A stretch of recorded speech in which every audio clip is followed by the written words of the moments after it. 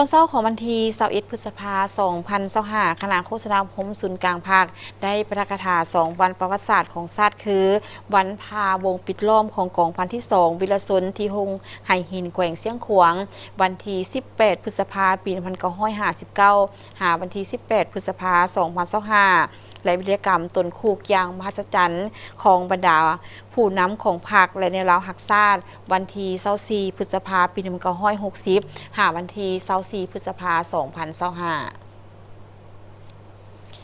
สหายนางวีรวรรณพันธวงศ์ห้องหัวหน้าคณะโฆษณาอบรมศูนย์กลางภาคได้กล่าวว่าการพาวงปิดล้อมของกองพันที่ 2เมนไซสนาอันใหญ่หลวงของกำลังประกอบอาวุธที่อยู่ใต้การลำพาของพรรคเป็นเหตุการณ์ประวัติศาสตร์อันสำคัญของชาติของพรรคของกองทัพเฮาและเป็นบทเรียนอันล้ำค่าที่สุดให้แก่ขบวนต่อสู้ของกองทัพและประชาชนคณะภาคคณะบรรษาพนักงานสมาชิกภาคตลอดนักรบทุกคนในกองพันที่ 2ได้เสริมขยายมูลเสื้อต่อสู้บ่ยอมจำนนของบรรพบุรุษและประชาชนลาวผู้หักชาติสามารถทับม้างกลอุบายของพวกจักรพรรดิและลูกแหล่งติดมือของพวกเขาที่หวังดับมอดกำลังปฏิบัติโดยเฉพาะแม่น2 กองพัน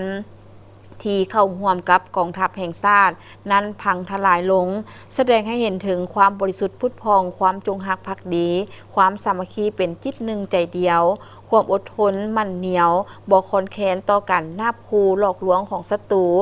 น้ำใจสู่หบพิละอัดหารและมีไหวพริบของกองพันที่ 2ได้เป็นแวนแยงเป็นการปลุกระดมอันแห่งกล้าให้แก่ขบวนการปฏิวัติเพื่อตีเอา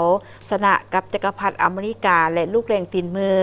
พร้อมเดียวกันนั้นก็เฮ็ดให้กำลังปฏิวัติโดยเฉพาะแม่นกำลังประกอบอาวุธประชาชนนับมือเติบใหญ่ขยายตัวและเข้มแข็ง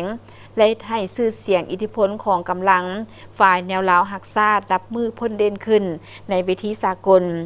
ปัจจัยพื้นฐานที่เฮ็ดให้กองพันที่ 2สามารถพาวงปิดล้อมอย่างมีไซย่อมมีการนำพาอันถูกต้องสลาดทรงใสของภาคประชาชนปฏิวัติลาวพนักงานสมาชิกพรรคและนักรบกองพันที่ 2ได้รับการศึกษาอบรมการเมืองแนวคิดเป็นอย่างดีอันได้เฮ็ดให้ทุกคนมีความจงรักภักดีต่อพรรคต่อประเทศชาติต่อประชาชนบ่หวั่นไหวคลอนแคลนต่ออุปสรรคยุ่งยากสิ่งทดสอบท้าทายหลายประการภายในมีความสามัคคีเป็นเอกภาพมีน้ำใจสู่โหบเด็ดเดียวอาจหารปฏิบัติกฎระเบียบวินัยและคำสั่งเข้มงวดรักษาความลับอย่างเด็ดขาดกำแน่นกะละโอกาสอันเหมาะสมและมีวิธีหลอกลวงศัตรูอย่างมีไหวพริบและได้รับการสนับสนุนช่วยเหลืออย่างหมดจิตหมดใจของกองทัพและประชาชนเวียดนามไอ้น้องพร้อมเดียวกันนั้นสหายนางวีรวรรณพันธวงศ์ยังได้ยกให้เห็นการตนคุกอย่างมหัศจรรย์ของบรรดาผู้นำไปสู่เขตที่มันการปฏิบัติว่าการตนคุกแบบห่วมหมู่ของบรรดาผู้นำพรรคและในราวหักชาติข้างมหัศจรรย์นี้แม้นมีความเสี่ยงสูงที่สุด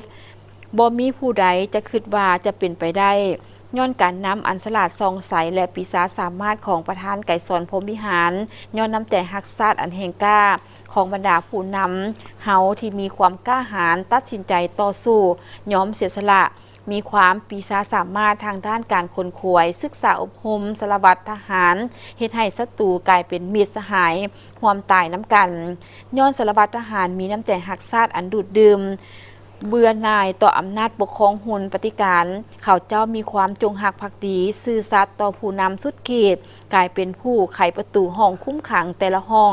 และไขประตูคุกแล้วป้องกันและนำพาทานผู้นำพรรคและแนวลาวหักชาติยางออกจากคุกพลเค็งออกไปสู่เขตที่มั่นอย่างปลอดภัย